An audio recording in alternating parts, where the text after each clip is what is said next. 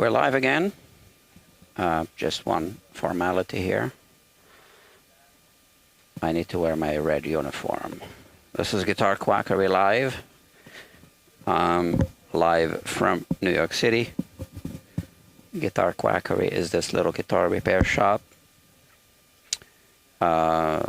in the music studio called Bob Elliott's Music Makers NY. So here we work together. I have this little space here for guitar repair. So if you're new to this channel, just give me a moment here. What's happening here is on this channel is just live streaming. Okay, this is Guitar Quackery Live, not to be confused with the other channel, the main channel, which is called Guitar Quackery, where I produced content.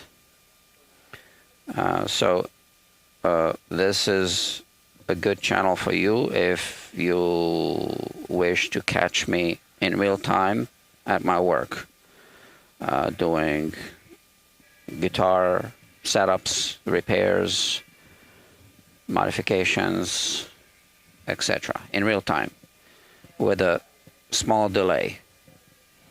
So that's your thing. You can subscribe to this channel. Some people like shorts, some people like long form content, produced content, and some people like live streams. These live streams are different from regular, I don't know if I should call them regular, but the kind of live streams that we're all used to from guitar channels. So at this time, I don't just sit and talk about guitar-related issues. I just do my job and I talk about the job that I'm doing or the work that I'm doing, or sometimes I can think of other things to talk about. But just keep in mind here, I'm just actually working. So sometimes I'm just not talking, right?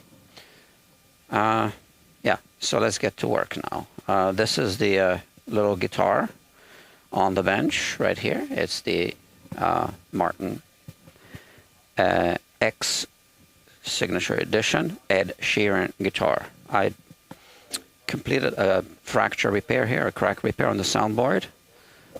Yesterday I filed the nut, which was too high. Now I'm going to do a setup as part of what I call a premium setup. I do a premium fret dress. Okay, so I will do that. So obviously I'll remove the strings. But before I remove the strings, so this guitar was repaired, I believe, 2 or 3 days ago. And now it's been, just sitting at full string tension for 2 or 3 days. So the soundboard deflection settled. It was in a humidity-controlled environment. And the neck relief settled. I already filed the nut, like I just said. So now we can actually take some preliminary measurements, adjust the truss rod if it needs to be adjusted, and these measurements will tell me if I need to adjust the saddle or not. So why don't we do that? It is a short scale guitar, so you can set up the action a little bit lower than on a full scale length because the string vibration is diminished, so the amplitude is smaller than on a long string, which means the strings can be a little bit closer to the fingerboard. What am I looking for? I'm looking for my feeler gauges right here. So if you've watched these live streams before, you should be familiar with what I'm doing. I'm doing like this, live switching, but there is no editing. So it is all happening in real time. And if you watch these in replay, I just, I don't cut anything out. I just leave everything there. Okay. Here is the guitar. I do measure my relief always on the bench, but I keep the neck rest as close as possible to the heel of the neck so I don't add additional relief to the neck. And let's see, relief should be, commonly agreed upon. Distance is 6/1000ths of an inch, measured at the 8th fret.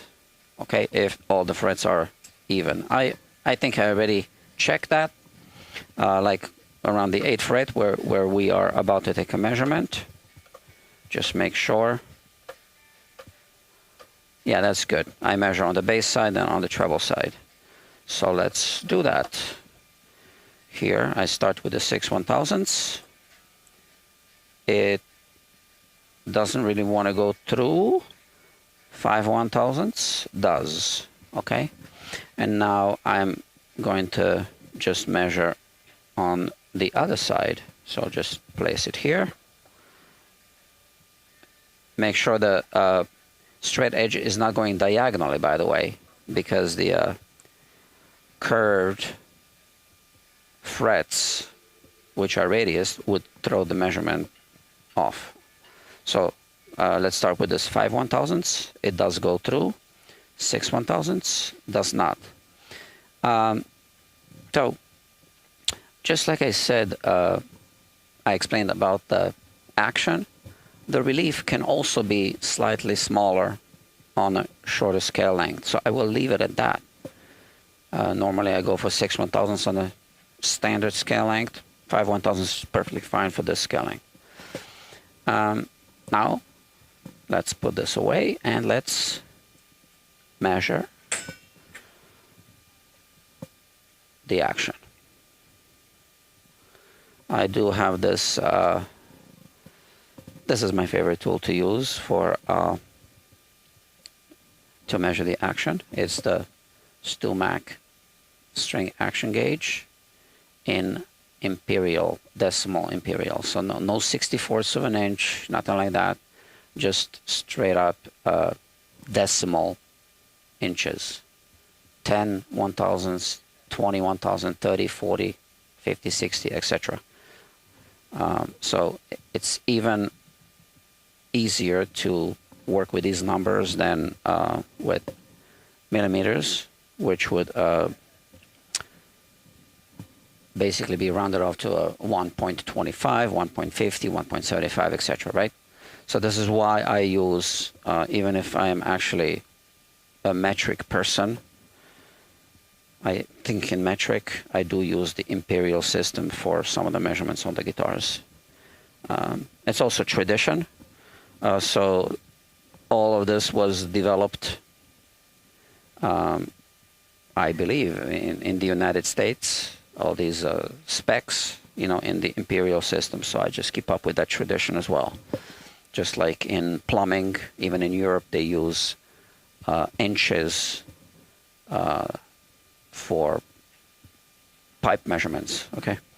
And yeah, in bicycles as well, etc. Okay, and pilots use feet, right? So, right? So in aviation.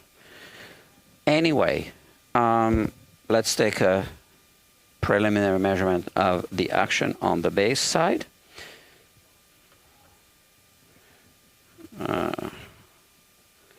So it is a little bit above 1/1000ths of an inch, just at the fraction, like it's about 105 or so. It's hard to tell sometimes. And here it's about 85. So on a standard scale length, I would go 80, 100 as a standard height. Now it's 85 and 105. So I could go down to 80 and 100, or I could go slightly lower. Both would be acceptable. Yeah, I wouldn't go lower than that because it's really not necessary. So let's take the strings off.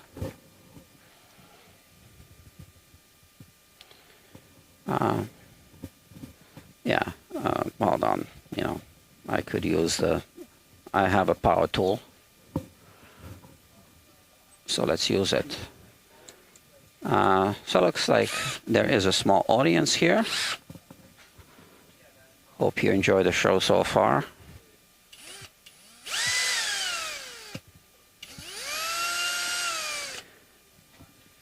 You shouldn't be hearing too much of this noise because I have a dynamic microphone.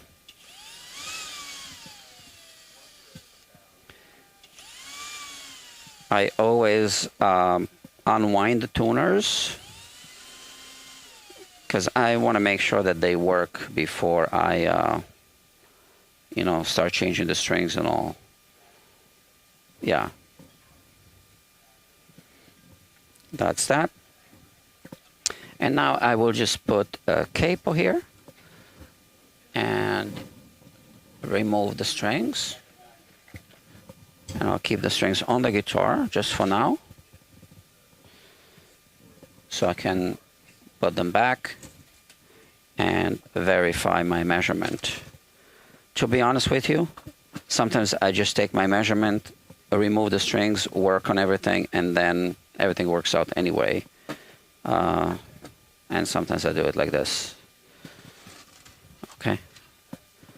So it is an acoustic electric guitar. There is a transducer under the saddle. It's very tight, which is actually a good thing. So that's a very good thing. So I need to use pliers very gently. There you go. And now I'm going to shave the bottom of the saddle a little bit. Not too much. I just want to examine the transducer inside. Everything looks good. There are no shims underneath the transducer, or, you know, also called pickup. Let's make sure. Yeah, nothing. Okay. It's not my favorite pickup. This one's really thick. I prefer the really thin ones, just so that the saddle can be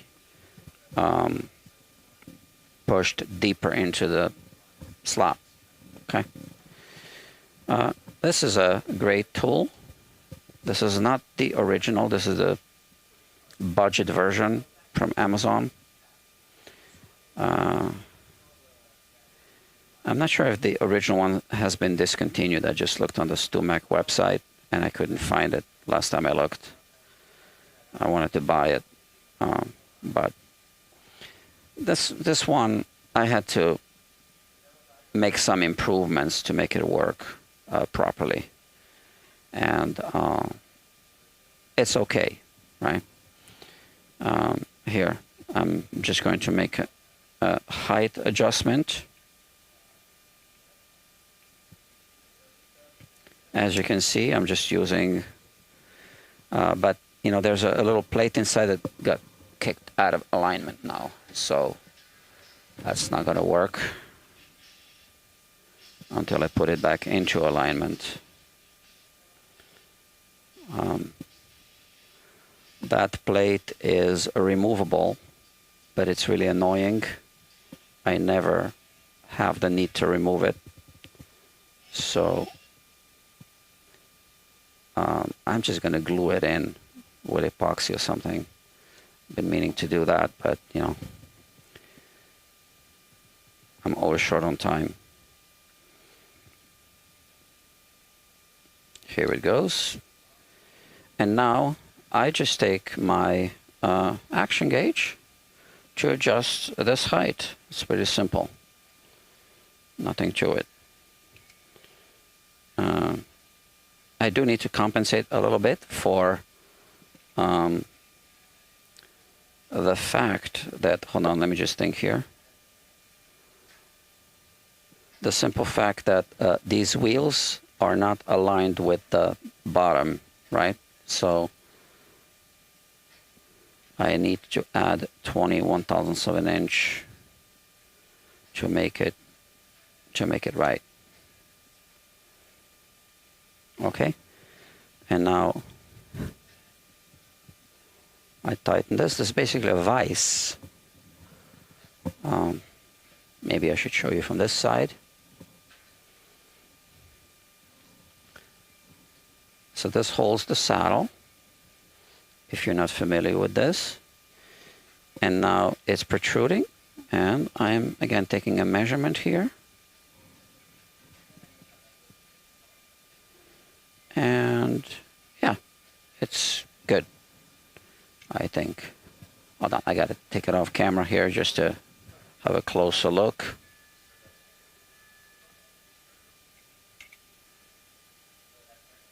Yeah, that could bring it down a little lower than standard, but like I said, it's actually okay for this scale length. And then I just take, this is a piece of glass with sandpaper on it. I was just using it yesterday for another guitar, and I've been meaning to change the sandpaper.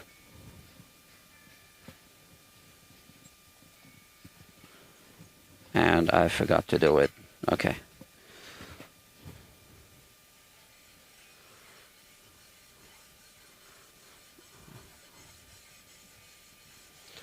It's a really neat little gadget. This saddle is, you can see the black, well, you saw that it was black. It's a Graphtec saddle, I believe. I didn't see a logo on it, but I guess that's what it is.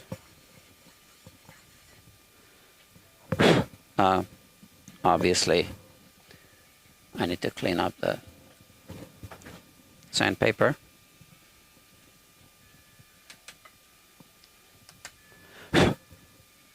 I also use a vacuum sometimes to clean it. Not practical during this live stream. I'm not set up for, I mean, my vacuum cleaner is tucked away a little bit right now.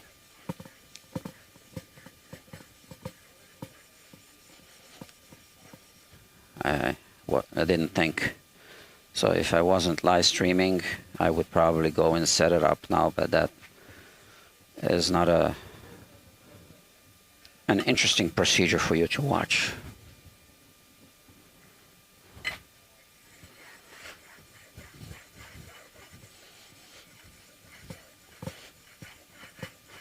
So I can feel the difference when the wheels start rolling on the sandpaper, and that's it. Let me put this away. I gotta remember to clean it up.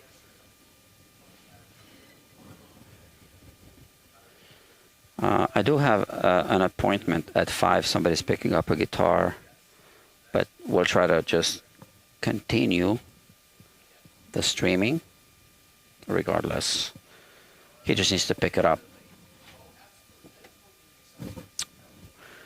Okay, now the saddle comes out, and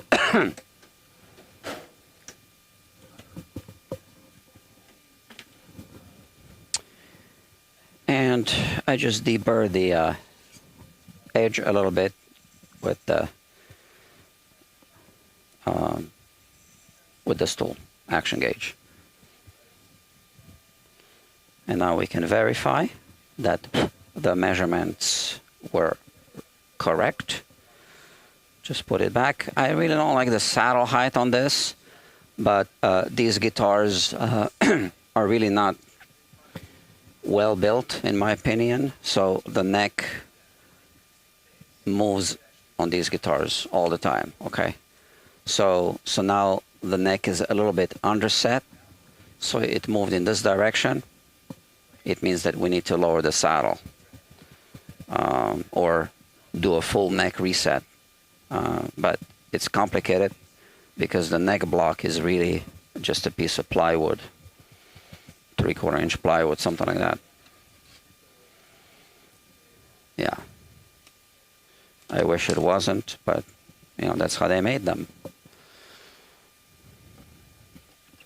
So I am just using the old strings to do as much work as possible so that I don't fatigue a new set of strings. Because sometimes strings do break when you take them off, put them back on.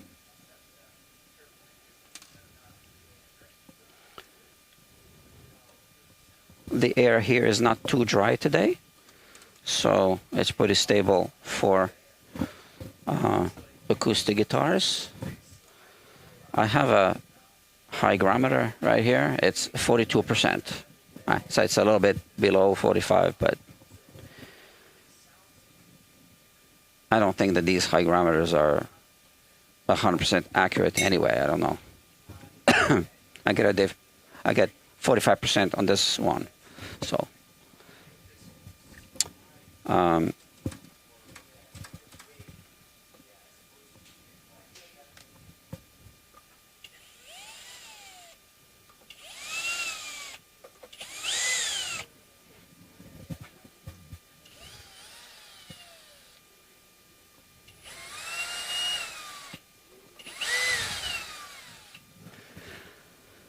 okay, now I just need to check my batteries here.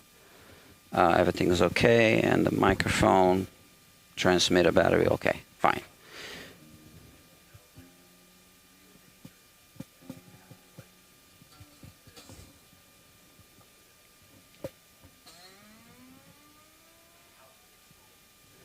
So this is the best string winder, I think. It's the Ernie Ball. Let me show you. For the hand winder, I like this the best in terms of how it fits on different tuning pegs, right? And just it's got a good grip and all.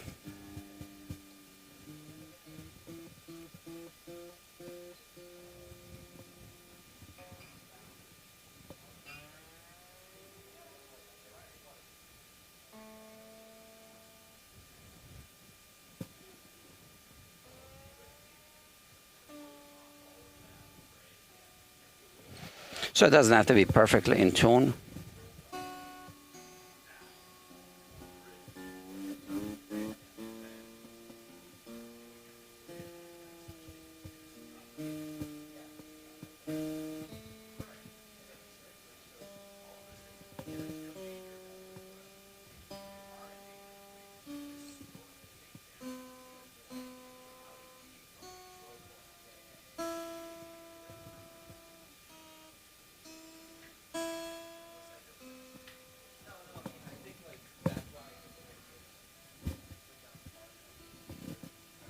Let me just see what we got. Yeah, so like I said, the action is a little bit lower, just as expected. Now I just want to start polishing the frets. So I do this also to align the tuning pegs with the holes facing in the position where I need them later.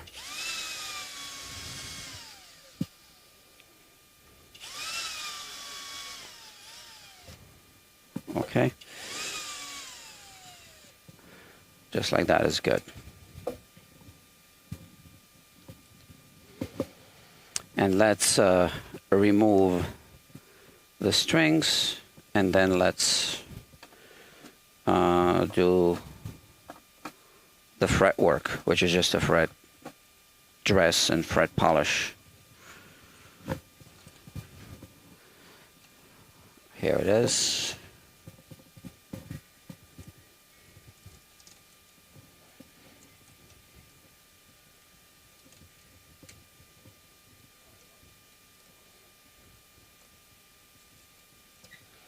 So when I remove the strings, I always make sure that these are not loose, the bushings, And on the other side, I check those little screws as well.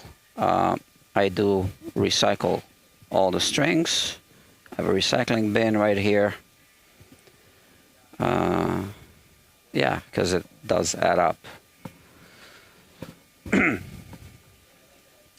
So let's check those screws before I forget.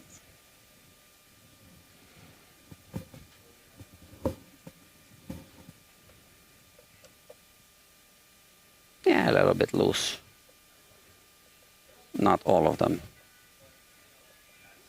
Yeah, okay.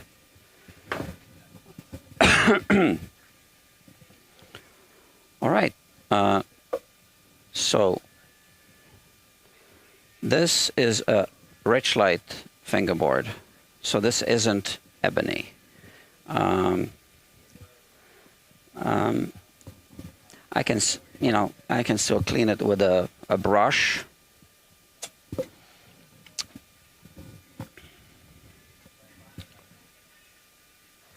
I like to use this tape to protect the nut. And this is a delicate surface 3M painter's tape. So not the blue one. This is a different adhesive than what you see on what you have on the blue one. So always protect the nut. And then I use this brush. So I do put links in the description. I forgot to put a link to this brush. I will edit my description after the live stream, include it. I've included the link to this brush in other live streams. So we always see this, when, hold on, let me switch. When we start removing the biofilm, or also known as cheese. So I just, but I like to actually do it off the bench for obvious reasons. So I want to do it here.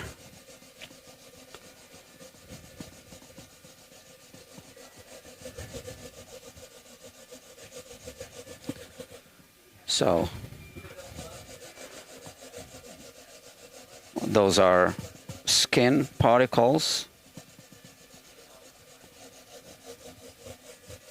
and I don't really want them on my bench.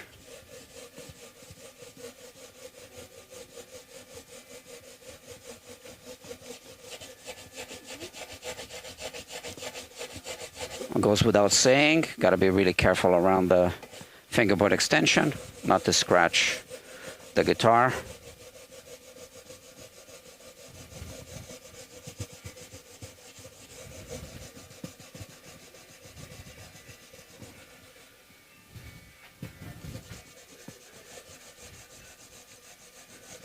So Richlight is basically, I read somewhere, technically speaking, it's paper. It's like a paper mache, something like that. I don't like refretting Richlight. It is prone to chipping. Yeah. Now I need my glove because I'm about to use the toxic chemical that we all know. Again, I don't like to mention what it is because kids might be watching, and then, but I think you know what it is. So this will dissolve whatever remains of the biofilm, and I will just remove it.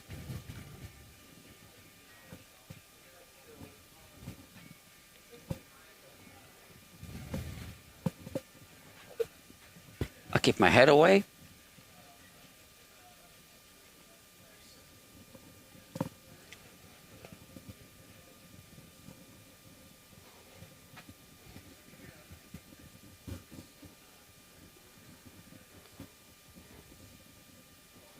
I don't feel like we need to oil rich light.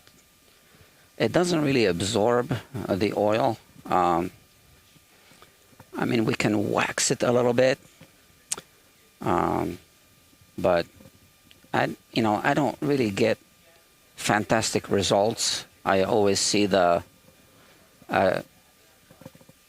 traces of the spots between the strings where the fingers are touching. I guess that's what it is. I don't know. So I put this outside because I don't want to inhale it, and this too.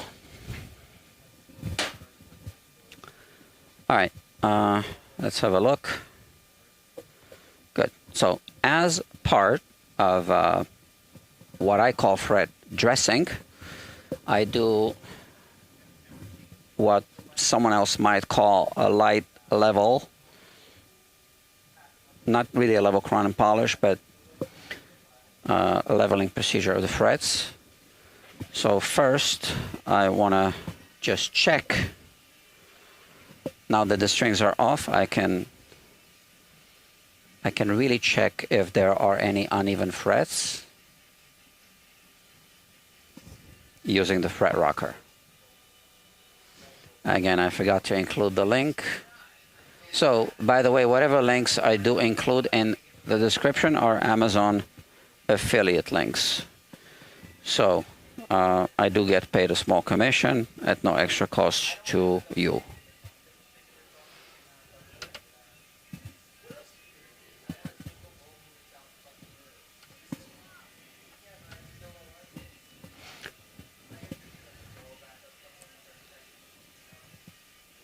There is a small bump here.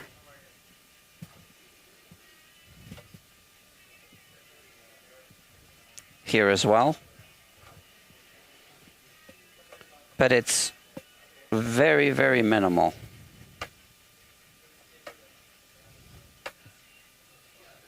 Here. Maybe we'll see a bump at the neck joint here. And we definitely do. And here we see a bump as well. So this one is quite pronounced. This one is probably just due to the fact that there's a fall away, which is correct. That's exactly what it is. But like I said, there's a bump. Is it this one? Yeah. On this side. And here. So you might think it's not important, nobody plays these frets, but it is really double this distance. So if there's a high fret, let's say here, and you play on this fret or this fret, this is where the string vibrates the most. You don't want to have high frets there. So because the frets here are quite uneven, I could use the fret kisser to take the bulk of the material off the high spots. So that's a fret kisser.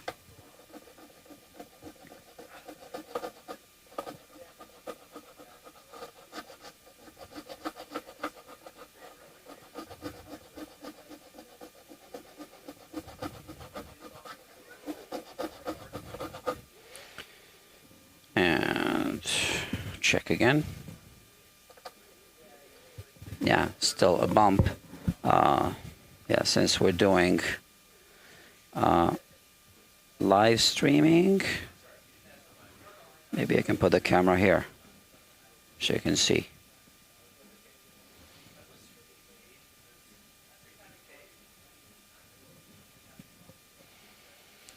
I don't live stream every single guitar that I put on the bench.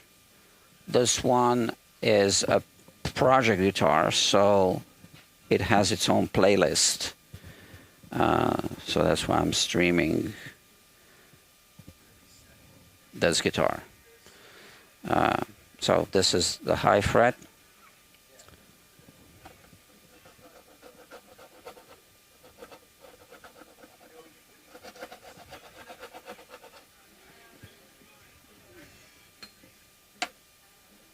That's better.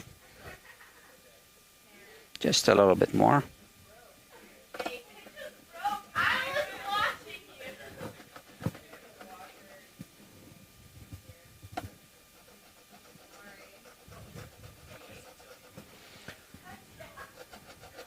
You do sometimes need to put the fret rocker at an angle a little bit over the radius fretboard to make sure that it hits the high spot, and then keep checking with the fret rocker. But this is a high spot as well, right? So we need to work on this one now.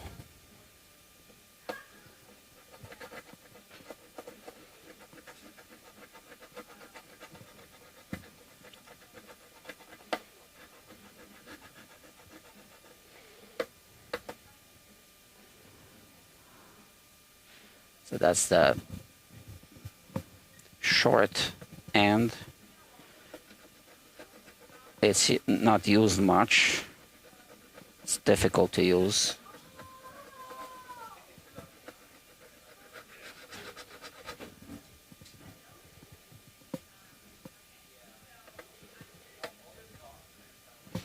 Oh, it's good. And now this one, it's not important really if it's high. It could just be that this one is low. And I don't really know. But let's just double check these frets here. So this one is just a false reading, I think, because we have a fall away. So after the fall away, we do have a small spot here. We need to take care of that.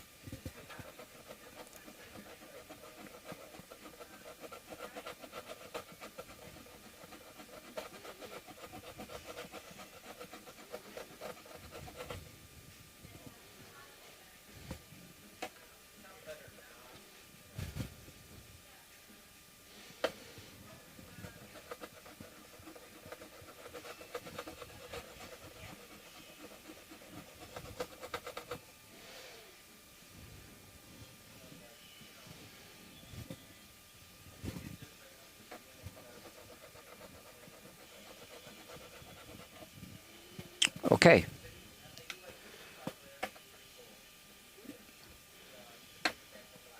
So there's still just a little bit of a discrepancy, but now I am going to use this tool. This is the short leveling beam. This one doesn't have to be Music Nomad, but this one is the Music Nomad L beam with a fresh P240 grit strip of sandpaper. And I just want to use it in this section here. In focus would be good. So maybe including the 14th fret in the up and down direction, or maybe a little bit in the X direction. So if I do it in the X direction, I go like this and like that. That's like this. And then I finish off like this. And I am pushing it down more here so that I'm kind of forcing it to go like this instead of like that, right? And I'm looking at the reflections from the frets, and obviously I want to check a little bit.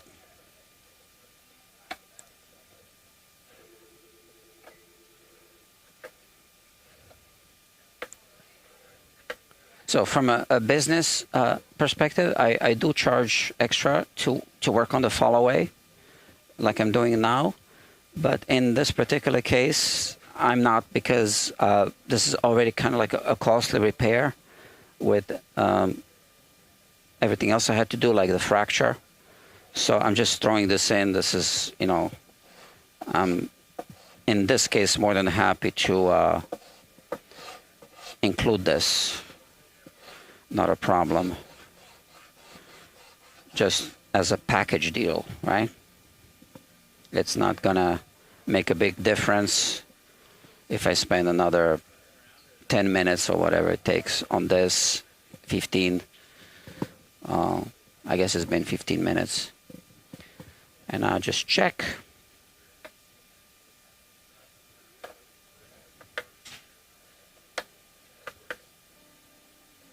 Just a little bit more, okay?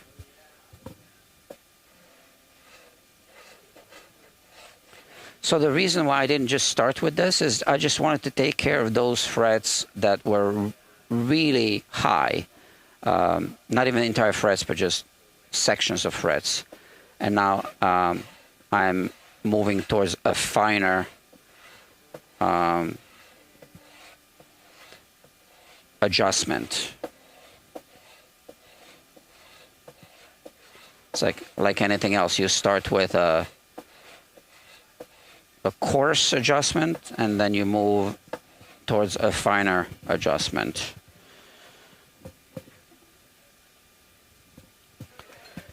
And this is a P240, right? So it's fairly rough, so it doesn't really produce the right finish, which is why, once again, we are going to do a full fret dressing here, just a little more.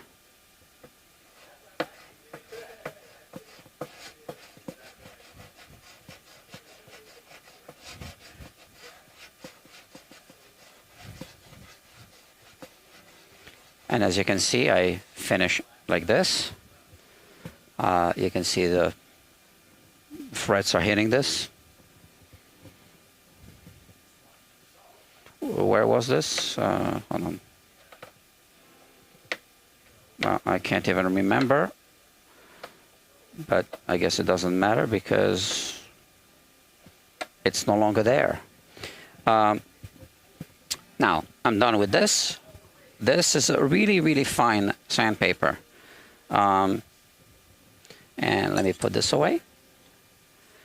And now, perhaps I can put the camera here.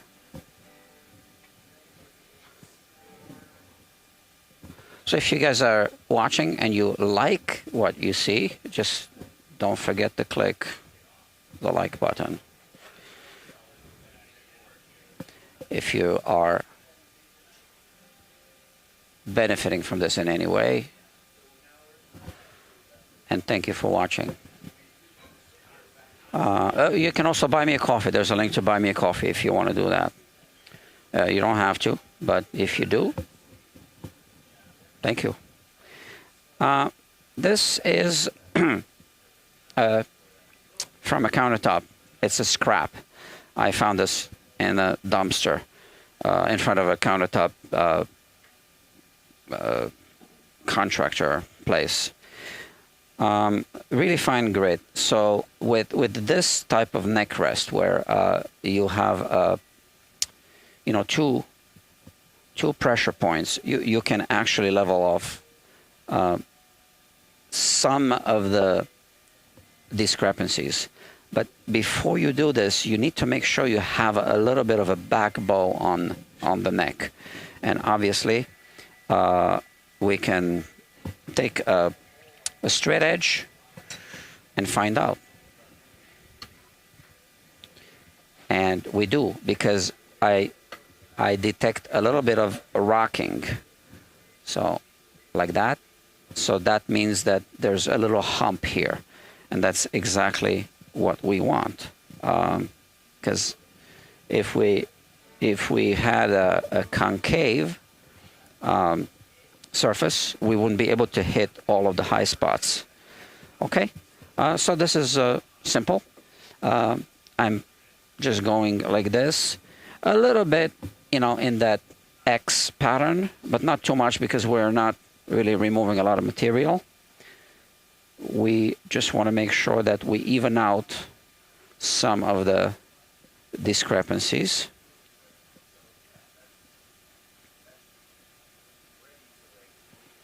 And I don't spend much time on this. This isn't a level crown and polish. Again, this is just part of what I call fret dressing. just making sure we don't have uneven frets. Now, if I do detect uneven frets during my initial assessment, beyond what I'm detecting here, then the service wouldn't be a setup, the service would be a level crown and polish. In which case this guitar would actually go on the neck jig outside, and we would be doing a full level crown and polish on the guitar before attempting to do a setup. I always tell my customers a setup is only as good as the guitar will allow it. So I don't attempt to do a setup if the guitar has a high nut or uneven frets or worn down frets or any such thing, because no amount of adjustments are going to put the guitar on spec. Well, I guess it really depends what your tolerance level is, you know, when you say on spec. But I've been in situations when I was little that weren't rewarding for me or for the customer. So, you know, I try to do a setup, but for example, this part of the fingerboard is kicked up a little bit, or we have a differential relief or something like that. Then I try to do a setup, and then they come, oh, it's buzzing a little bit. Can you hear this? It's buzzing on this fret. It's like, yeah, if you play a little harder, you know, so, and then I spend more time talking to the customer, explaining why it's buzzing and this and that, and time flies. So now I just have a policy, and I discuss before they bring the guitar in. I actually don't discuss much. I send them a PDF. They read it. If they agree to the approach, then we you know, schedule an appointment for an assessment. But the my approach is that I do whatever it takes to get the guitar on spec, and if it can't be just a setup, then it's got to be more than a setup. It's how violin repair, high-end violin repair shops work. So someone who performs at Lincoln Center and Carnegie Hall, they just bring the violin, and they don't tell the person, I need a setup. They just ask for advice, and then, you know, whatever needs to be done is going to be done. Okay, so now let's start polishing the frets.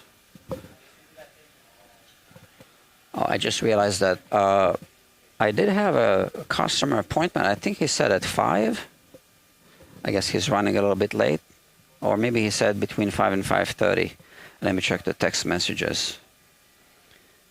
Oh, he says he's walking over. No problem. Let me just send him a thumbs up. So I don't want to really interrupt the live stream, but I guess he will be here soon, and I'll just have to do the transaction. What am I looking for? Yeah, this file. So this is a fairly new fret dressing polishing, like first stage that I'm adopting as we speak.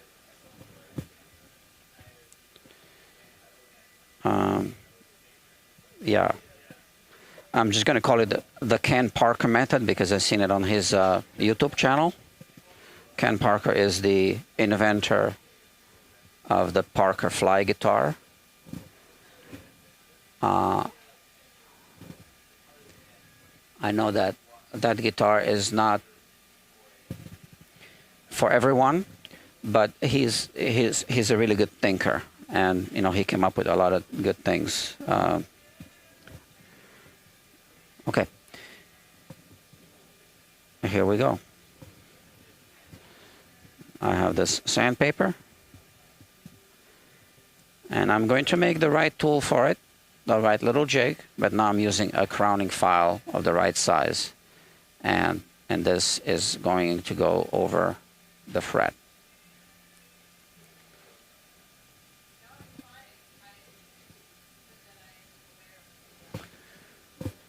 So I'm not sure who's watching. If you've watched me do this before, I don't know. There might be some new viewers who are new to this. So I've explained it before. It's basically a piece of P600 grit sandpaper. I start with that.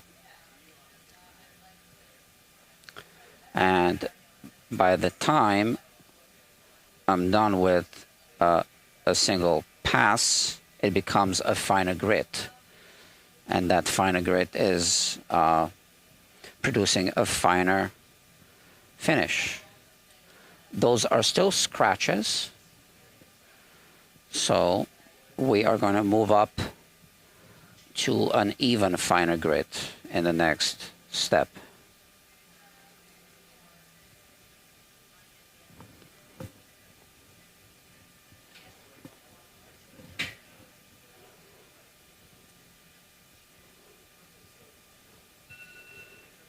Okay.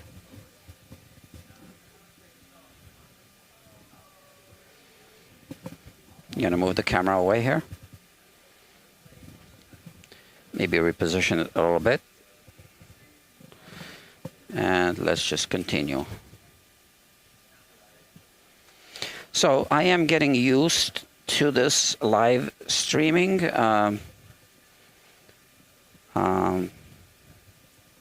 thing, which is still experimental for me.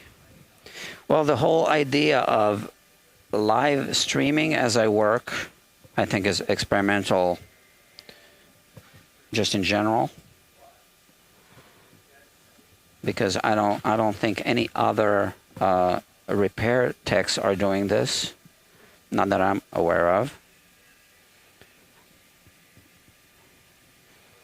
And once again, those of you who joined at a later time, this is Guitar Quackery Live, the live streaming channel of Guitar Quackery.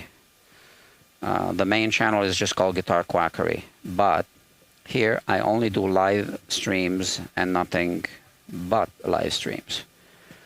Some people like shorts, some people like live streams, some people like long form produced content. So if you like live streams and you can catch me in real time, you just subscribe to this channel and you will get notified, I guess, because I don't do at this time any scheduled live streams. This is just unannounced. The customer gets a link, so the customer can watch in real time as I work on. Customers can watch as I work on their guitars in real time, which I've been getting good feedback from customers. They like it. Yeah, and you can watch, I guess, if you subscribe.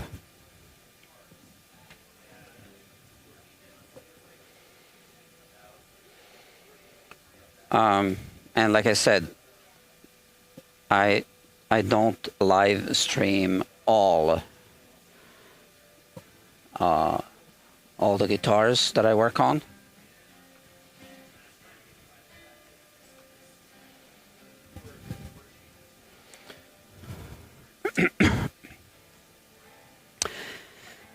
It takes a little bit longer to live stream than to just work.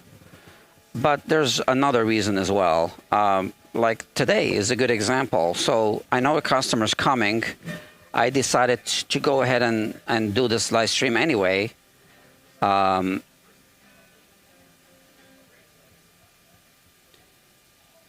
Because otherwise, hold on a second. Yeah, so in some cases, I don't want to interrupt the live streams if I know a customer's coming. So this appointment is just a pickup, and he's running a little bit late. And a pickup should be quick, right? But if someone is dropping off a guitar, it's a different story. I will spend at least 15 minutes talking to them. So if I think that a live stream is going to last about an hour and a half, and I only have 45 minutes or an hour to the appointment, what do I do with my time? So I can just put another guitar on the bench that I'm not streaming, just work on it, and it's okay to be interrupted because I'm not live streaming. And then I do my thing with the customer, with the drop-off, and then I finish off that guitar that's not being live streamed, and then I try to find the best time to work on a guitar that I do want to include in the live streams, if that makes sense, right? So that's also one of the reasons why I just can't live stream all the projects. And it's also mentally difficult to just live stream and talk and talk and talk, because when I work, I don't narrate what I do, right? I just do what needs to be done, and that's it. And now I find myself narrating or talking about something else, and it's not a dialogue, really, right? I'm not having a conversation. And I think, hi. If you don't mind, I'm in the middle of a, no. I'm just saying, I'm just not going to stop the live stream, but we can do the thing, yeah. Oh, no, it's okay. It's all good. I'm just working. Okay, so it came out all good. Hold on, let me put this one away. Huh? She just asked me about it today. Yeah. She watched the one you sent Last night? She watched it? Cool. So do you also play guitar, not clear, or just drums? I'm a drummer. Yeah. Okay. All right, so the little extra work, right? I actually do have just a set fee for a follow-away. That's all we did. Okay. And, you know, I just added it to that. If you're good with that, I'm good with that. Cool.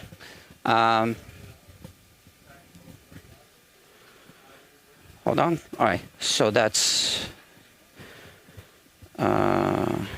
yeah. It's all good.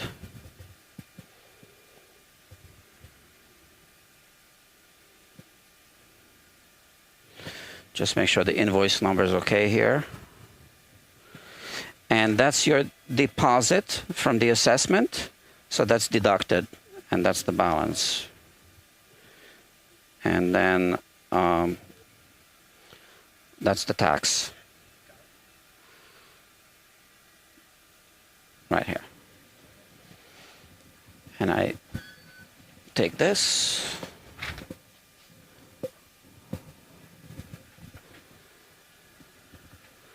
Now you can, you'll get this receipt, but you can also email or text or whatever you want from here as well, if you want to.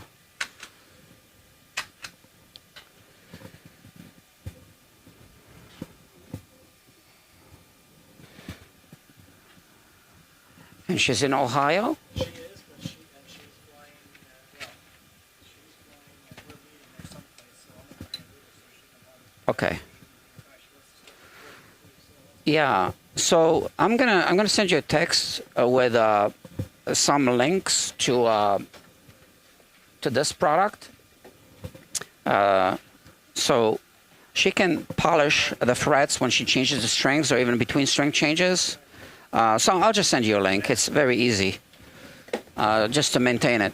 And I'll try to set up an appointment to bring in the. Oh, that Gibson, yeah. Yeah, that looks like a good guitar, yeah. Yeah, Just, I'm sure it needs a bit of work, but no problem. Yeah. Just shoot me a text. Sorry, I got a glove, but yeah, yeah. Thank you, thank you. No problem. Thank you very much. Okay.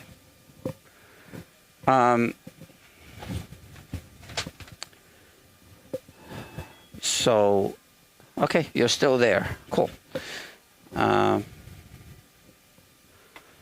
Yeah.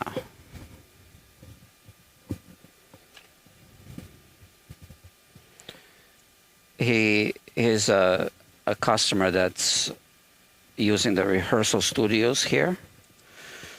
So the studios are fantastic here. If you happen to be in New York City, you should come over.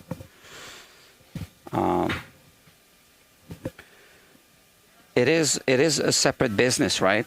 I'm just renting the space here from Music Makers. Music Makers is the name of the studio.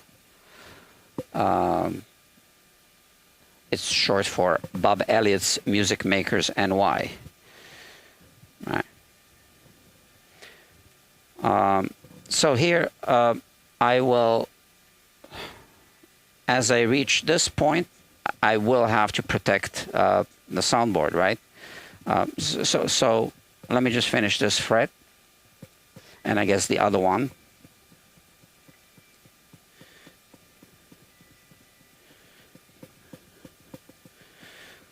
Okay. I can still safely do this one.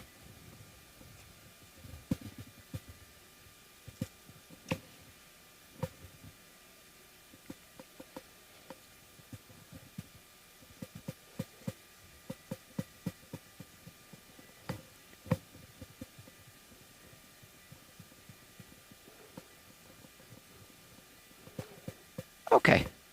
So now here, I can just improvise. So I can just put a business card or this, or I can put an entire guard. But if you do use this kind of thing, just make sure it's not sharp, right? I think, well, I do have these things made up. Not for this size guitar, but let me just grab the one that's on top here.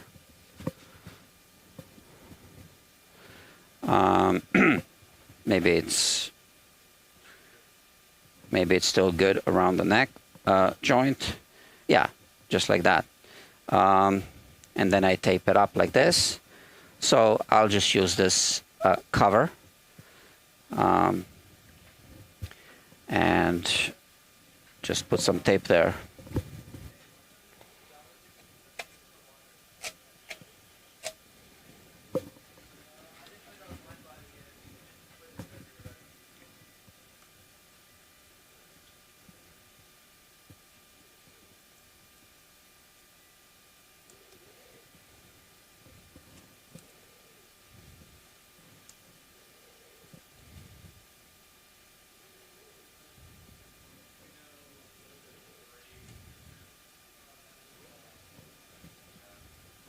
Okay, so now I can safely continue. And, you know, to be perfectly honest with you, I really hate to admit it, but I've scratched plenty of guitars. And you see now I'm forgetting to put this, right? So I learned my lessons the hard way. You think you can do it, and then something slips, and then it's really embarrassing. You got to call the customer and explain.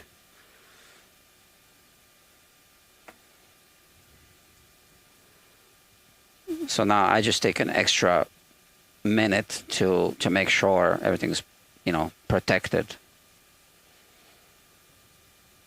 It pays in the long run because it's just a matter of time when a tool does slip. And now if it slips, it hits this. So I don't even worry about it.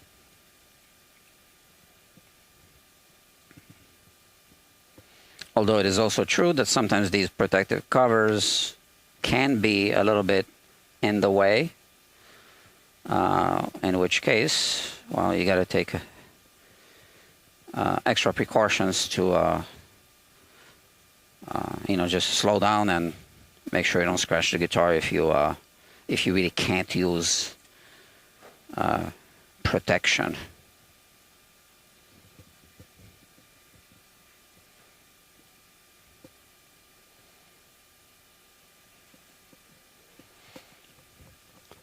So this 600 grit gets finer towards the end, right? And I'm just trying to kind of estimate what grit it becomes. And, to be honest with you, I don't really know. But if I go to 1000 grit after this, so I basically skip 800, I go to 1000, it's fine. I want to make a video or maybe a live stream about sandpaper grits, because there's more to it.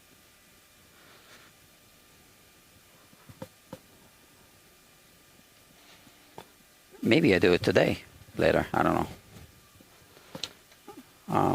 Okay. And it's always important to dust off, to remove all the coarse grit from the workpiece, from the, whatever you're working on, before you switch over to a finer grit, which is what I just did. And like I said, this is now 1000 grit.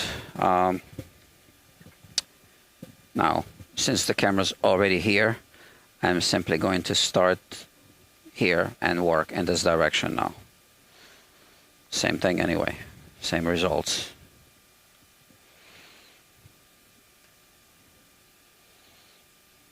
Ah, you see? I forgot. It's not that you can't do it without this, but if the file does slip and you scratch the fingerboard, well, then you got something to fix.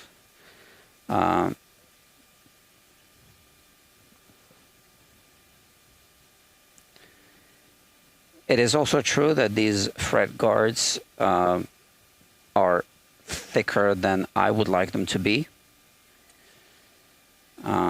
So if I tape off the fretboard, I actually get better results.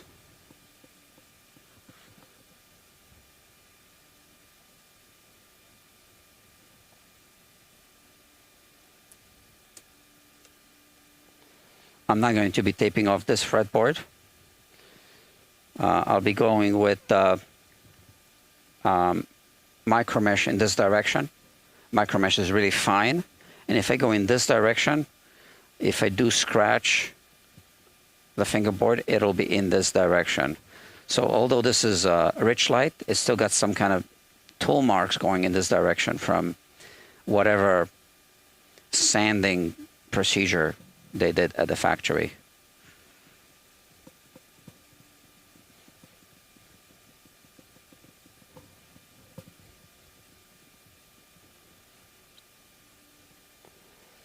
I am monitoring the surface. So it looks like brushed finish, right? Like a stainless steel brushed kitchen appliance, I guess. And I just want to make sure of that that all of the lines are going in this direction. Now you can't really see the microscopic lines, which are scratch marks, but you still get like an impression because of the way the light gets reflected from the surface.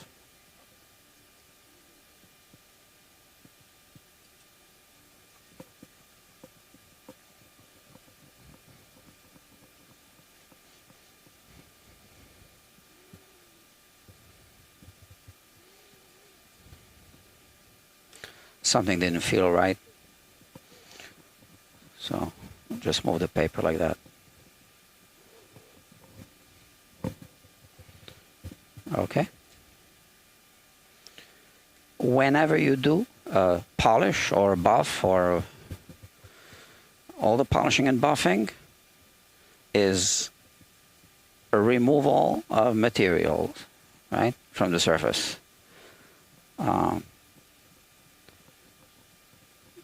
So technically, I am lowering the frets by a microscopic amount.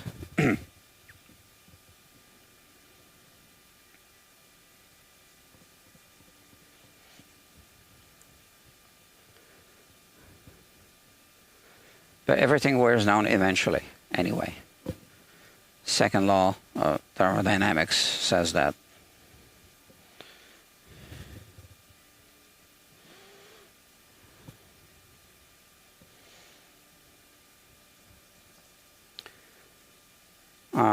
I always advise my customers that they should polish their frets,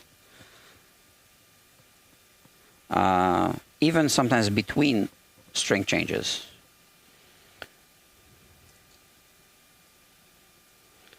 Because I do this, and then if you don't maintain it, well,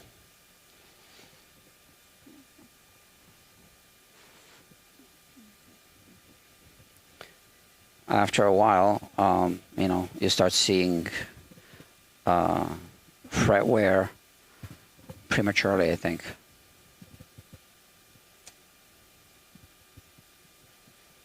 And how often should you polish the frets? I honestly don't know. I think it depends on the person. I had a customer that brought I believe it was a Taylor guitar, or Martin or Taylor, I don't know. And the frets were worn down all the way down to the fingerboard almost. So obviously, I said, we're doing a refret. And I asked him how old the guitar was. It wasn't that old. And I said, well, we should put maybe EVO gold frets or stainless steel. I really didn't want to recommend stainless steel, but gold frets can look really good on some guitars if the color of the soundboard is, you know, kind of like gold, that kind of warm color.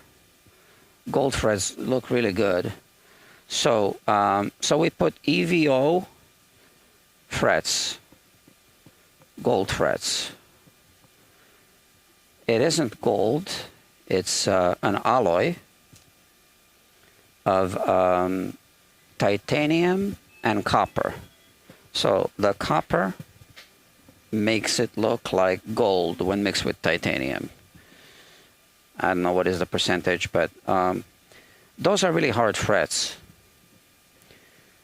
And then he came back maybe 2 weeks later, and the frets were already looking like you would expect them to be on a guitar that's 7 or 8 years old. I also noticed that I had to remove a lot of biofilm from his guitar. So some people just shed skin, and maybe they have a acidic skin, I don't know, or the way they play, but the EVO frets did not help in his case.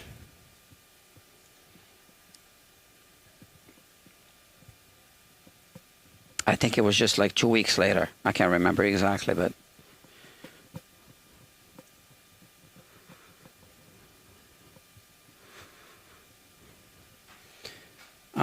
I do a fair amount of refrets. There are some projects on this channel. I think a couple of playlists currently. So I just recently started live streaming, right? So there's a Martin HD28 and a jazz bass. I'm refretting now. Is there another one? I did finish another refret. I wasn't streaming. I think those are the only two on this channel. I did record 2 or 3 refrets for the main channel, but it takes quite a long time to produce the content. So I haven't posted on the main channel in 3 or 4 weeks now. It just takes time to edit all the videos. Just to go through the footage takes forever. And I got all this work to do here.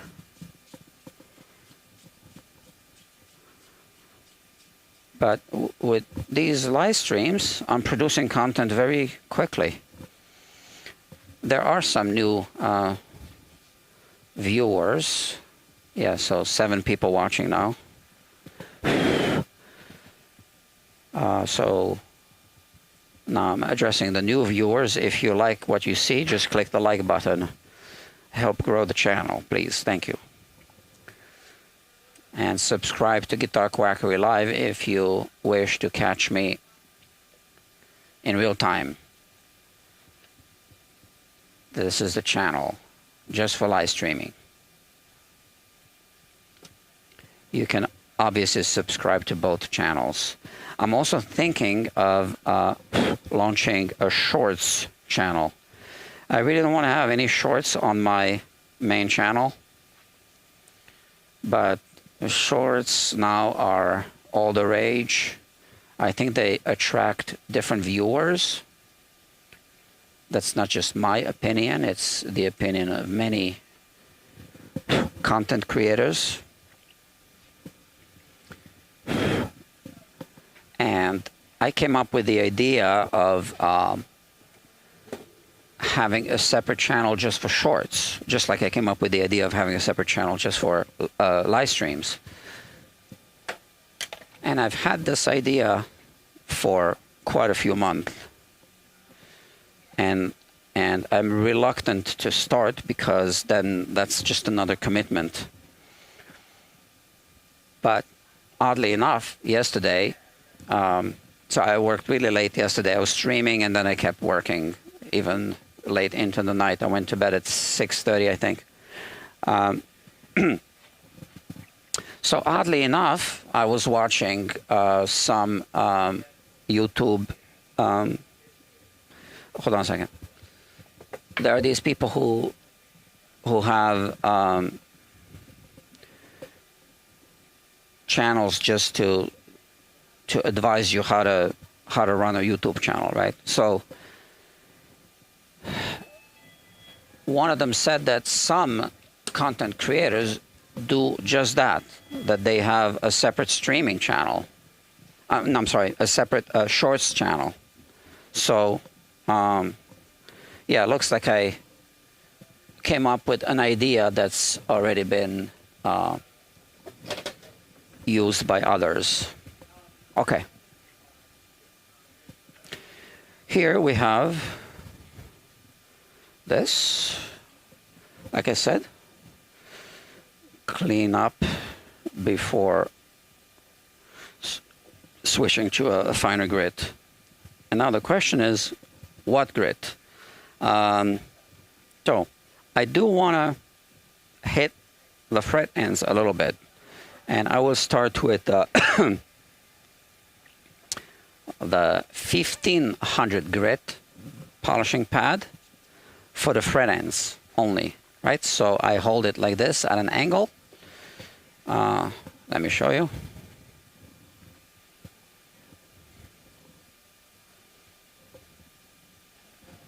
And one thing I really didn't think I'd be doing, hold on, let me focus.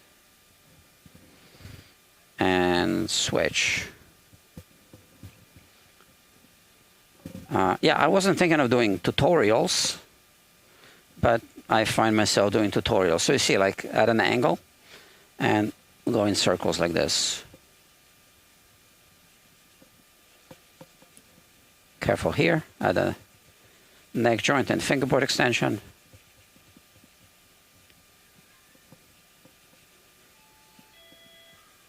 Okay, but I don't want to hit the crowns. And now I'm just going to do the other side of the bench a little bit like this, I guess. How should I do it? Like this?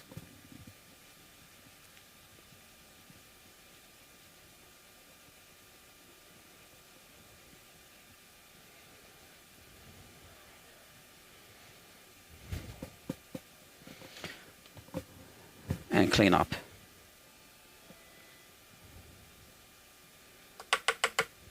So I guess those are, in a way, tutorials. I'm still keeping just my focus on the fret ends.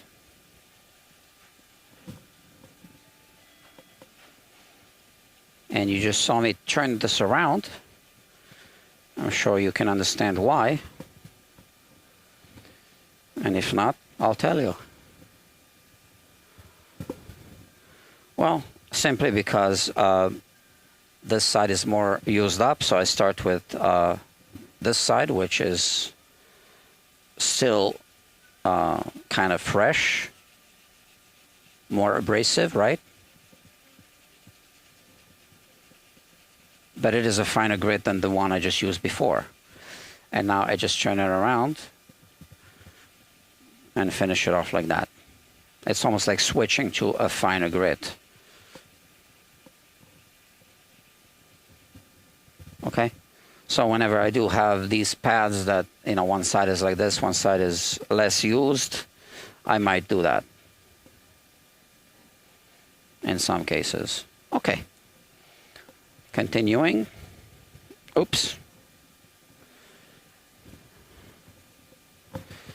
Now I'm slowly going to start including the crowns.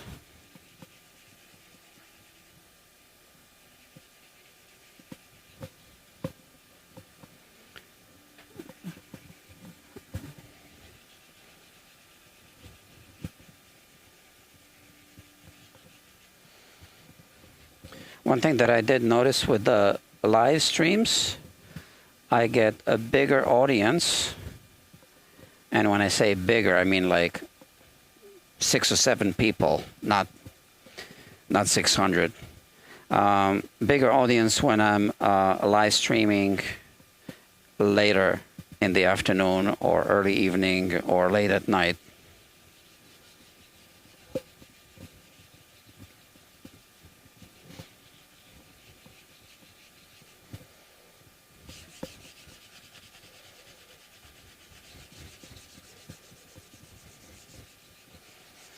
So this grit is so fine now that I'm really not worried about scratching the fingerboard, especially because I'm going in the up and down direction.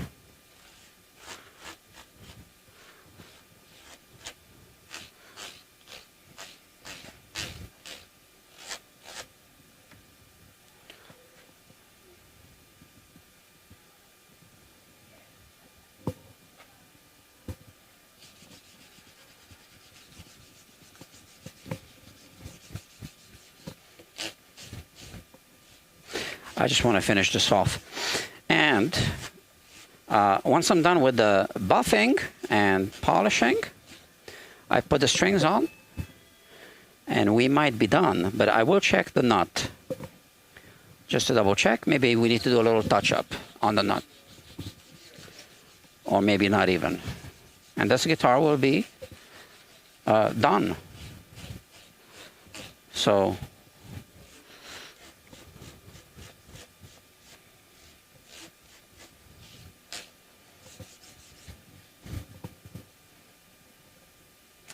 let me just finish quickly without talking too much. So I just won't talk. Complete silence. Not a word. It's like I don't exist.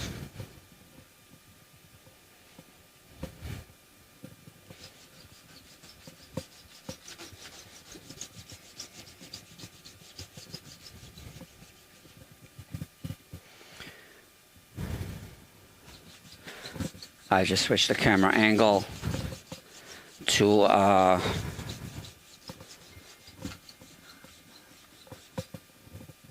you know, just to make it more interesting visually. A text message just came in.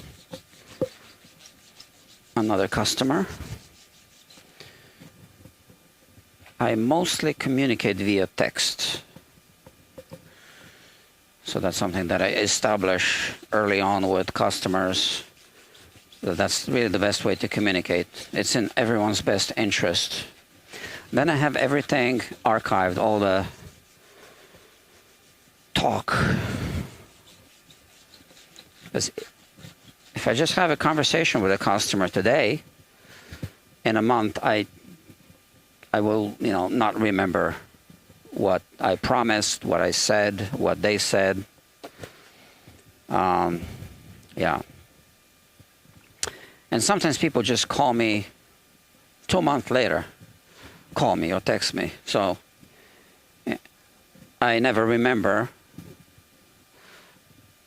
much of what we've discussed. So if I have all the text messages, I just, you know, read through a little bit, and then it comes back to me. That's that. Now I am going to do the next procedure, which is buffing. And for this, I already included the links below. So I just need to remember to include the links to the other materials and supplies that I mentioned earlier. Yeah. Okay. All right.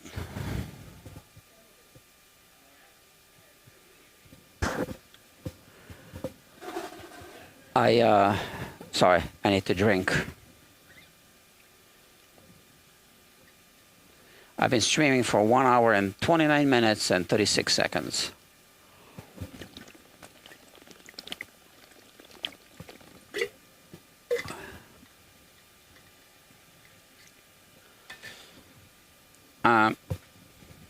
So if you're new to this channel, something that I already discussed in some of the earlier live streams, because I have a small space, I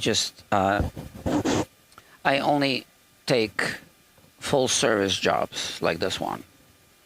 So I no longer do, like, let's say just an output jack repair, or even just a pickup install. It's got to be the whole job, and that's because of a few reasons. Main reason really is, I guess that's the main reason. Now, which one is the main reason? Well, I'll tell you the two reasons. The two main reasons, okay?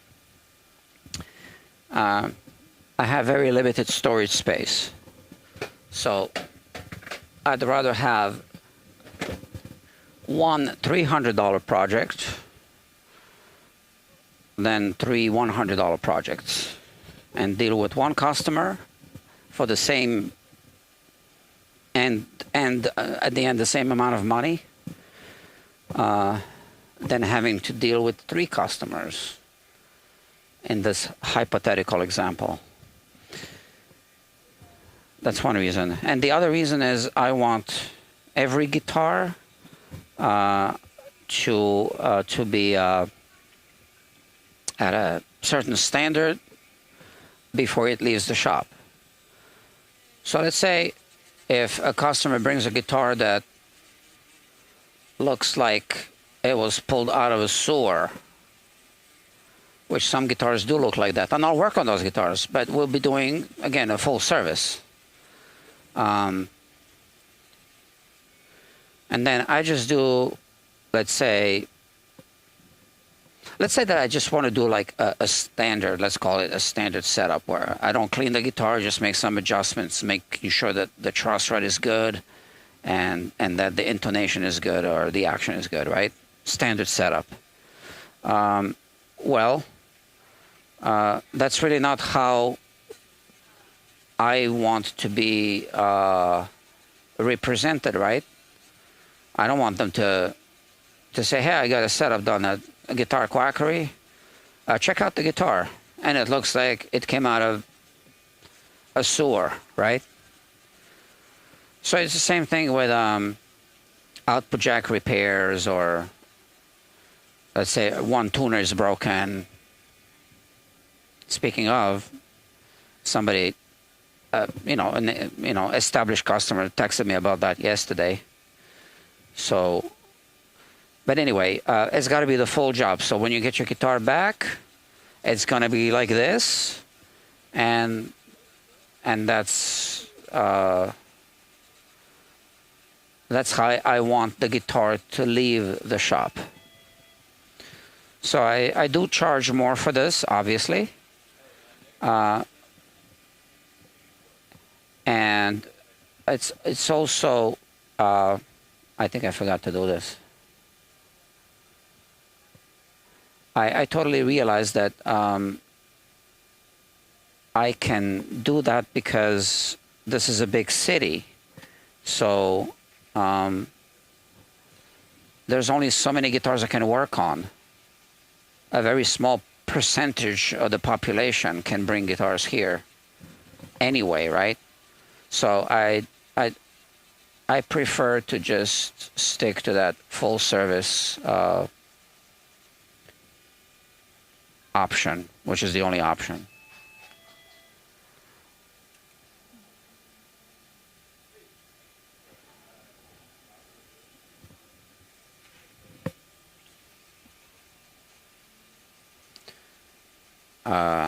As opposed to doing partial services. And I used to do partial services when I was little, but I decided that's really not in anyone's best interest.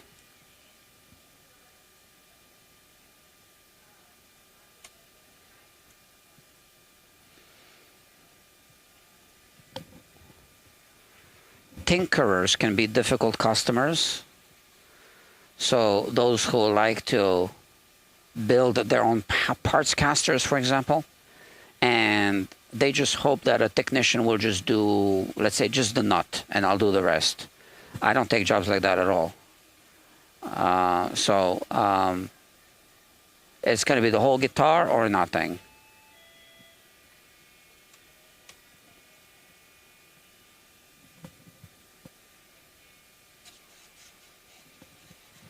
So yeah, the customer with the tuners, so there's no problem there because he's an established customer.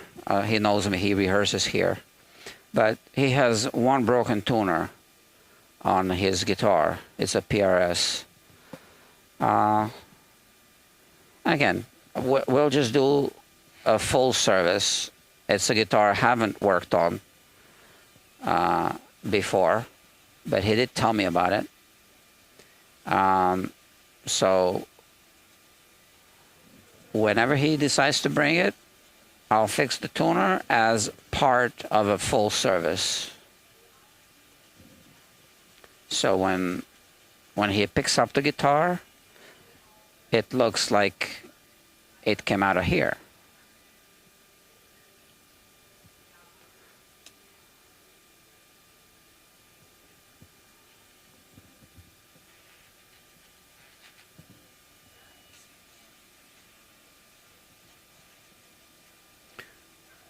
The people who rehearse here are, I've never had any issues with anyone. They're really, to my knowledge, just nice people.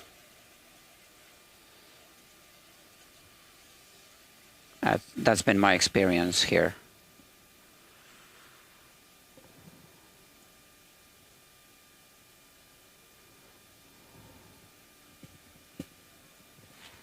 And of course, I bring customers in as well. So people who find me because they are looking for a repair service, once they come here, obviously I tell them about the studio, about music makers, and then if they're interested, they become a customer to music makers, at music makers.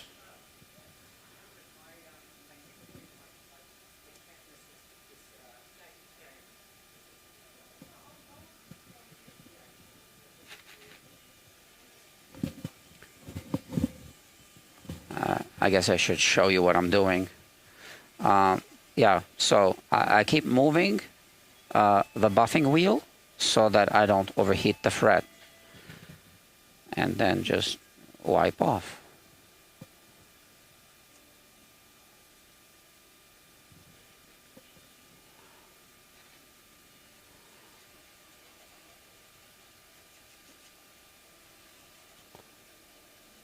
Overheating the frets isn't good. It's potentially bad. Because the frets, if they're glued, the glue can start to melt. And if the fret is also, let's say, over radiused a little bit, it's basically spring loaded. So now, if a little bit of the glue melts, and if the fret is spring loaded, it can then pop up a little bit. So let's say you've done a level crown and polish, all the frets are even, and now you do your buffing, and you overheat a fret or a few frets, and now they're all uneven again. So it's important just to keep it moving like this.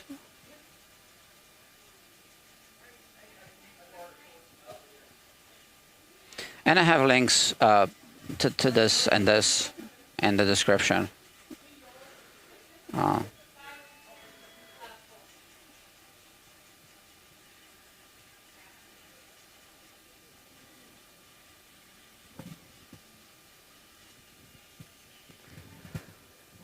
It appears that I've lost my audience. 3 people watching. Okay. At its peak, I think I had how many people? 8. Okay. So 5 left.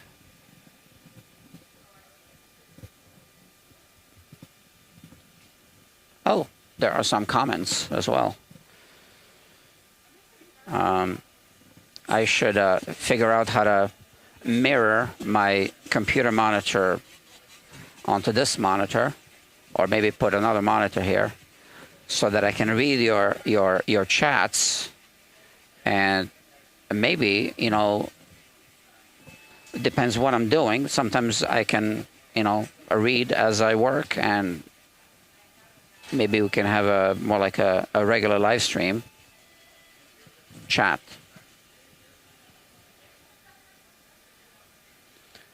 Yeah, I gotta work on that. That would be kind of cool. Because right now I need to stop working to read the messages. So there might be an opportunity for me to take a look at the chat questions, I guess. I don't know, or comments. But obviously, I'm at work. The priority is just to finish this and move on to the next job.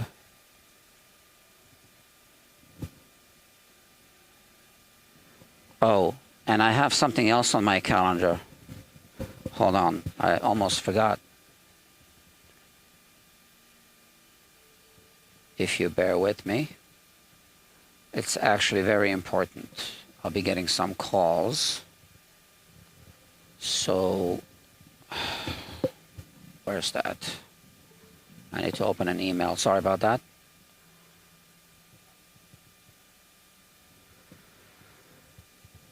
Uh, 6:44. Okay. All right, that's coming up. But we'll be finished by then with this guitar, I hope.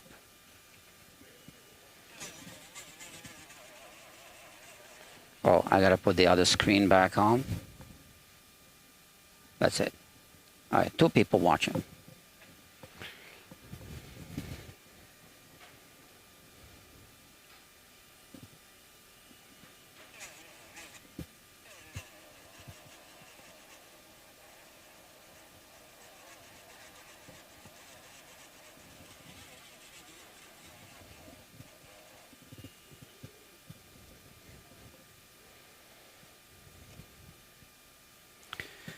Well,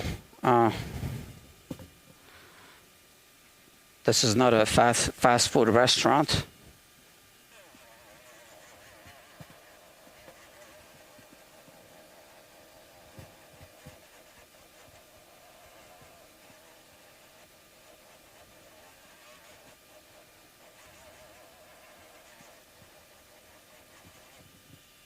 I wonder if people would be watching if I tried to just work and not even say anything. I don't know. I can always try once and see what happens. Or maybe I would have to try more than once.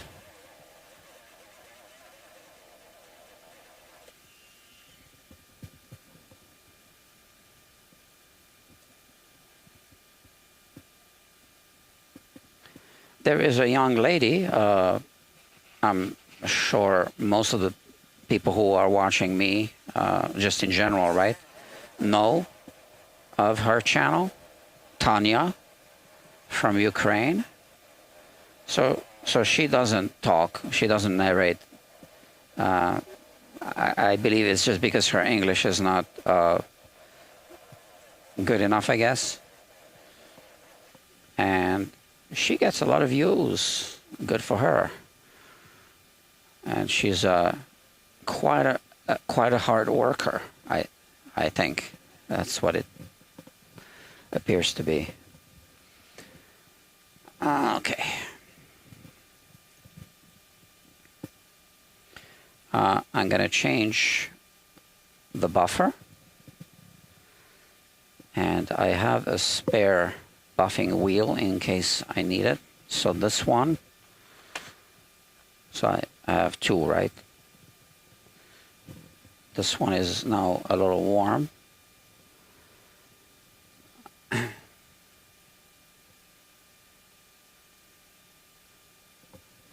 So Dr. Bob Luthier would like to hear your thoughts on tapering the heights of the frets.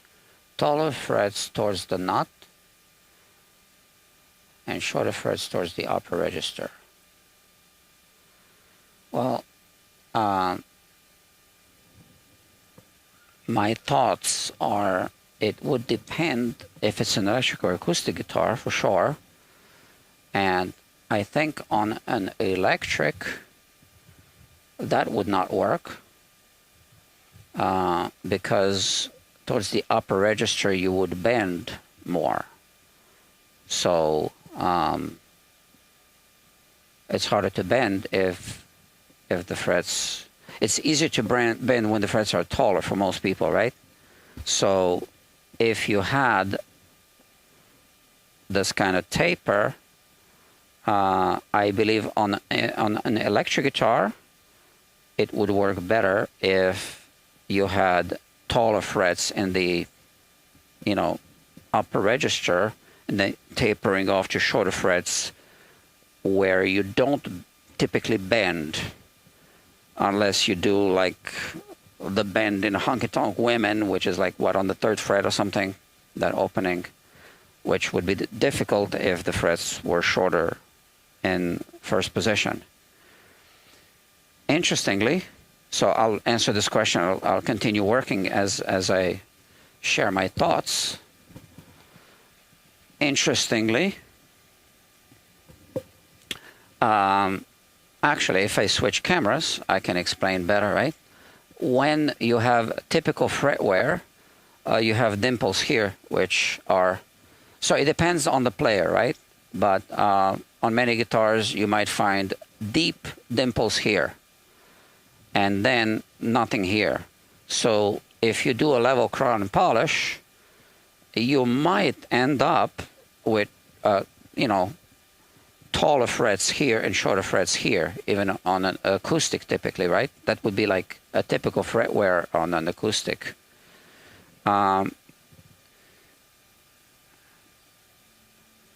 Yeah, so, but I guess you are asking me if that was by design. I've never heard of anyone doing that by design. It's a very interesting idea, I think.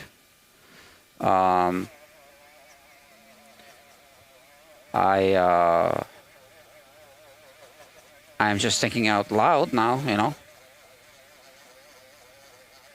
I don't do it by design, but I have ended up with taller frets here and shorter frets in first position simply because that's the way that I ended up leveling them, putting more pressure here to level off these dimples and not really touching the frets here much. So I'm aware of some guitars that I've worked on that ended up that way, if that makes sense. So if the fret wear is beyond a certain point, I don't want to do a level crown polish because it takes too long to level off frets when they are really worn down. But in some cases, I want to avoid doing a refret, and there might be just dimples here and almost nothing to see here, and the guitar will end up like that.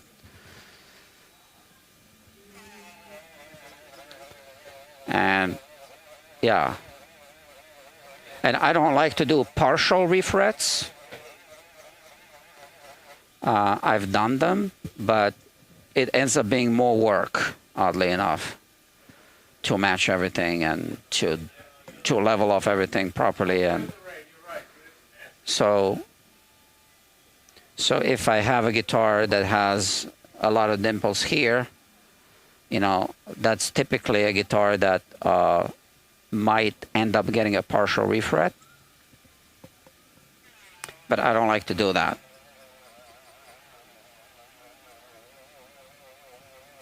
Yeah, I think I don't even remember when was the last time I did a partial refret. I would just turn it down.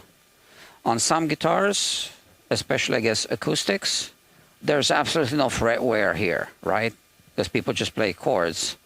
So if the guitar is in for a refret and I see that, I removed all these frets and now there's almost nothing to be addressed here, and I still pull them out and just, play in the fretboard and just do a full refret. Just because I've learned that sometimes with these partial refrets, you end up doing more work.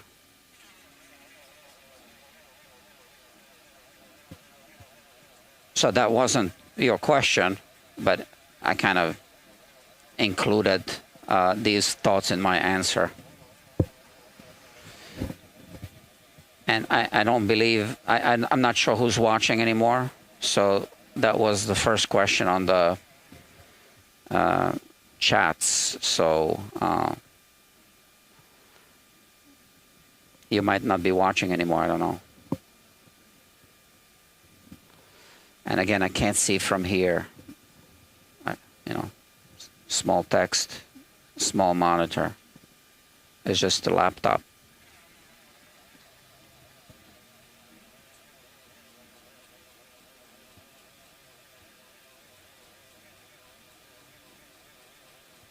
And I'm not sure if the owner of this guitar is watching this live. I did send him a link.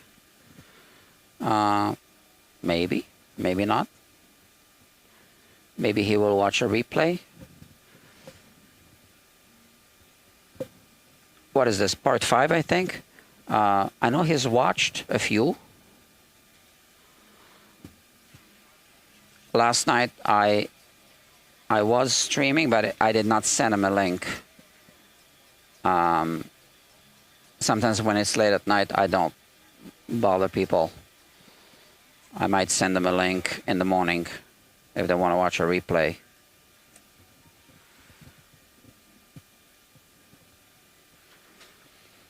I'm still learning, you know, about these experimental live streams.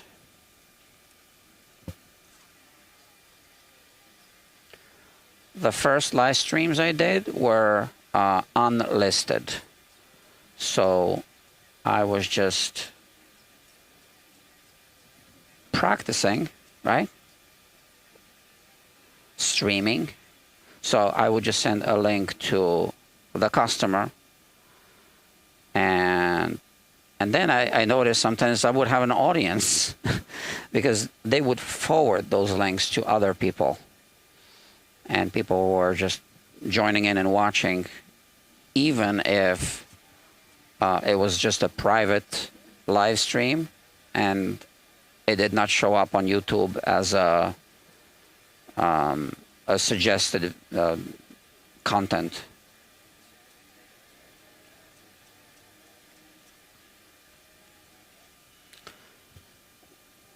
So I have quite a few archived live streams that are still listed as not private, but unlisted, categorized, right? I've made some public. Some had some technical issues because I was still learning how to live stream. So a few of them had no sound, or the sound would cut off, or something, right? So I don't feel I want to make those public.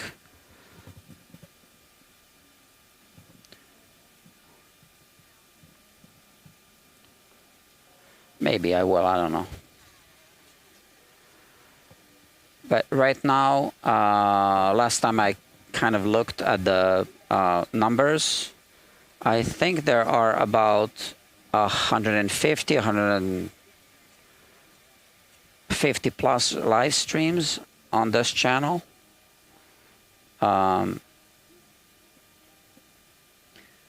Many of them unlisted still.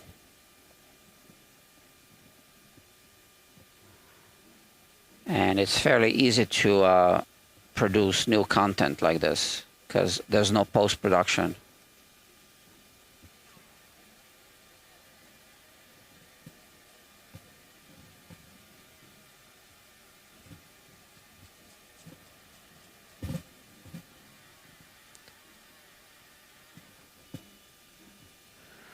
There is a difference between this finish and these.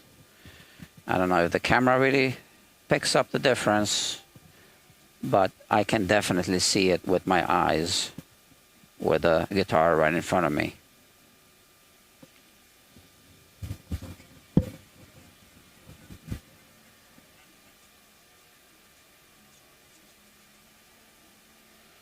And The steel wool doesn't come close to this. And I've said it many times in the past. It's not that I feel that there's nothing wrong with steel wool if you can contain it. Maybe have a separate bench just for that, and make sure it doesn't get into the electronics and pickups. But it can't possibly produce this finish. That's all I'm saying. So the only way to get to this finish is to do all the steps.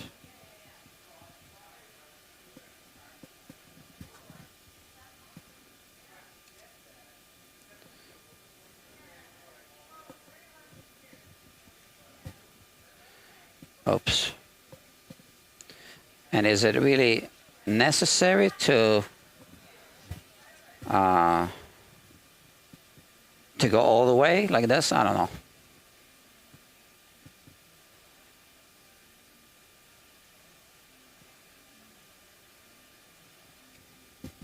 I guess it's like fine dining. Is it really necessary to put the candle on the table and have someone open the wine in a certain way? Or, it's not. You can get nourishment just by eating out of a brown paper bag. And it's okay to do that in the park if that's what you feel like doing. Sometimes we just want a hot dog. We don't want the whole thing. But when we want gourmet dining, we go, and we pay extra, and that's the experience we want to pay for at that time. And so I feel the same with the services.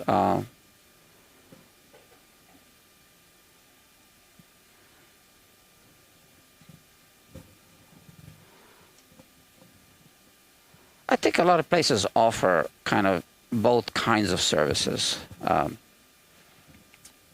standard and premium. And I used to do that too, but I can't do it anymore for reasons I've explained at the beginning of this live stream.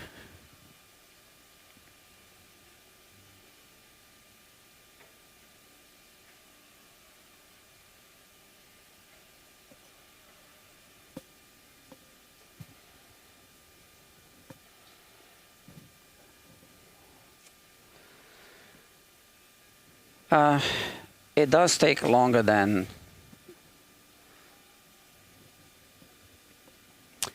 we think.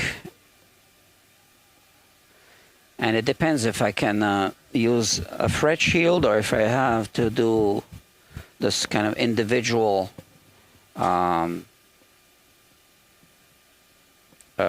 use the fret guard. I think that's called the fret guard, right?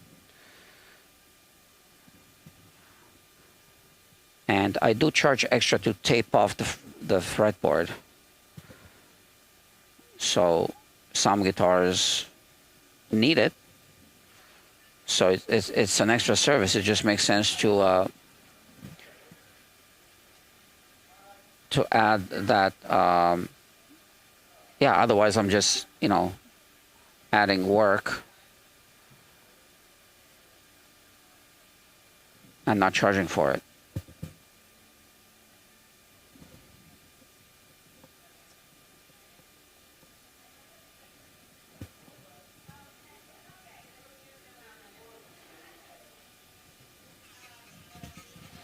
We are almost done. 2 more frets. It's going to be time to change the buffing wheel, I guess. Or maybe not. I don't know. No, it's still not sticky. It's still good. When it starts to get clogged up, which is one reason why you shouldn't use too much a buffing compound.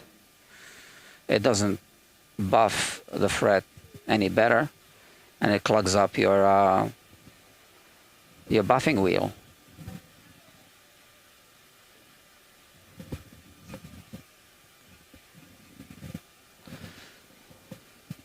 All right, that's that. Here, let's put it here.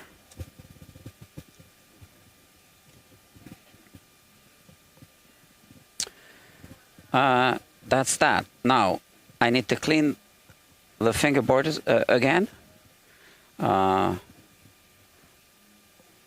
with that chemical that I don't like to mention the name of.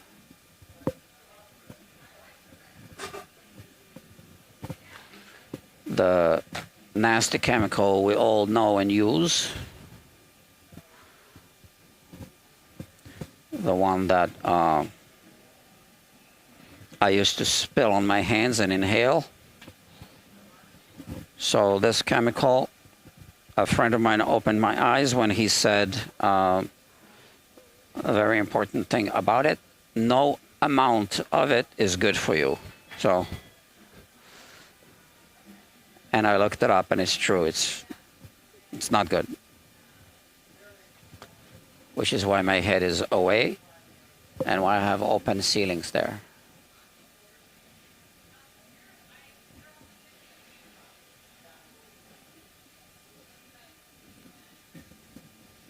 And it's also why I put this outside.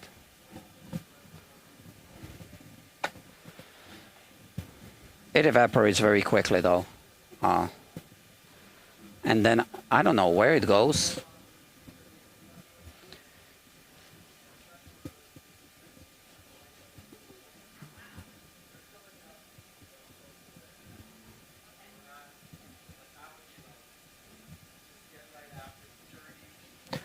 As long as it doesn't go into our lungs. Okay. So now, the question is, should we oil it a little bit? It is rich light. Yeah, it's going to look a little bit better. So, let's do it.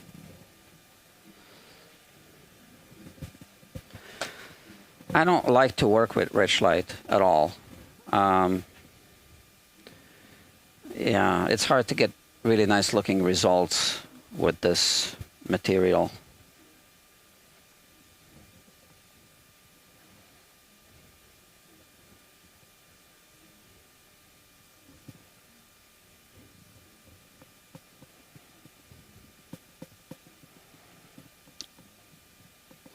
It still does absorb the oil a little bit, but obviously not as much as actual wood grain.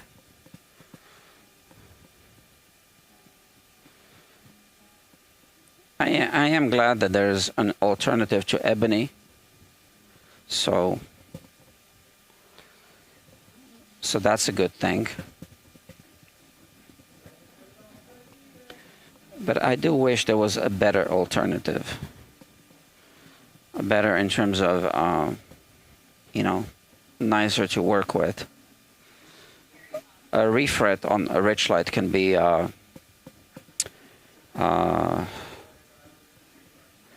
difficult. So if you get any chipping, there's no way to fix it like ebony and make it invisible. Not that I know of.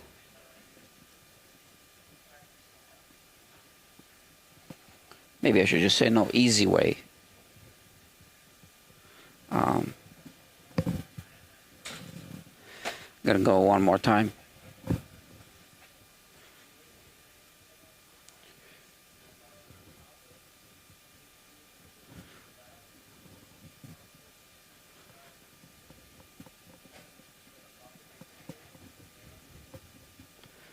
So I'm gonna have to hurry up.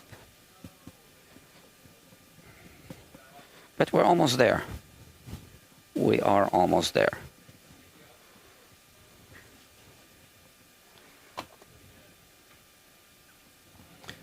I do use a terry cloth. Oh, I got a phone call, sorry. Hello? Hi. Oh, you're connecting now? Hold on a second. Friends, I do need to end this live stream. Sorry about that. So I'll see you in the next one. Thank you.